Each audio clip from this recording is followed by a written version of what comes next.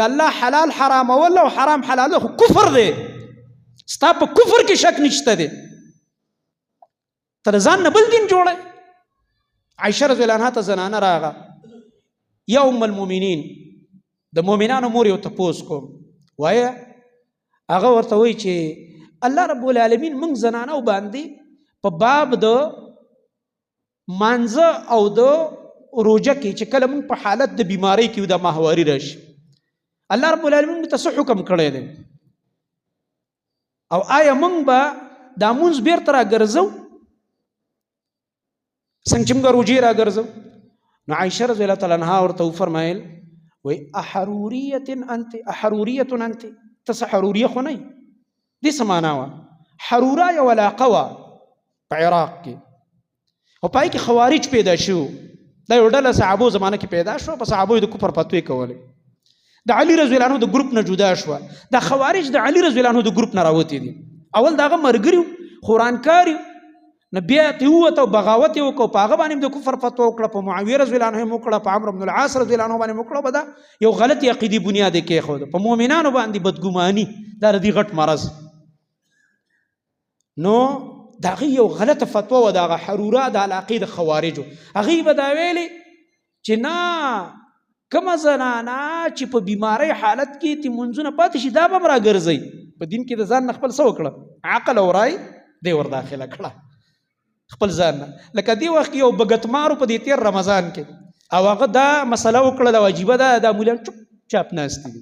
هلکه د دې دین دفاع به څوک کوي چې تاسو خلو ته تالی لګولي چې نه کومه زنانه باندې حیض رواني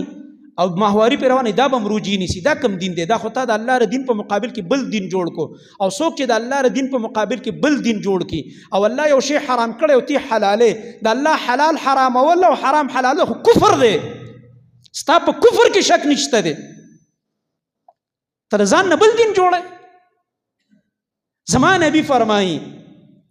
چې زنانه کله ماهواري بیماری باندې دا به نه روجې نیسي نه به دا مونځ کوي مونځ به نه راګرځي او روجې به راګرځي به زموږ نبي دا ویلي دا زموږ د پیغمبر فیصله ده موږ د پیغمبر نه هیڅوک نه مخکې کوو نه ځان او نه بل ولې قرآن کې راته الله امر کړی یا ایها الذین آمنوا لا تقدموا بین یدی الله ورسوله ای ایمان والاو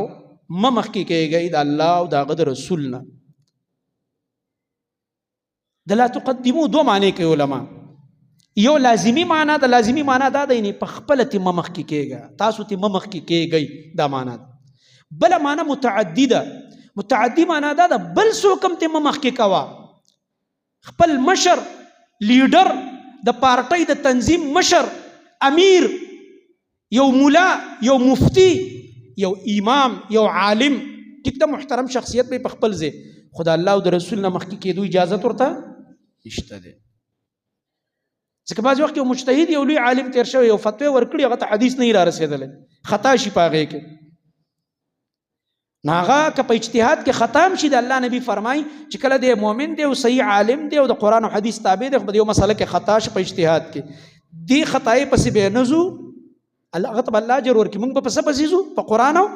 حدیث پسې به ځو په دې کې به دې چا اطاعت نه وي د بل چا نو غرض مې دا دی زما محترم ورونو د دین په باب کې به موږ او تاسو عقلونه او خپله رایې نه چلو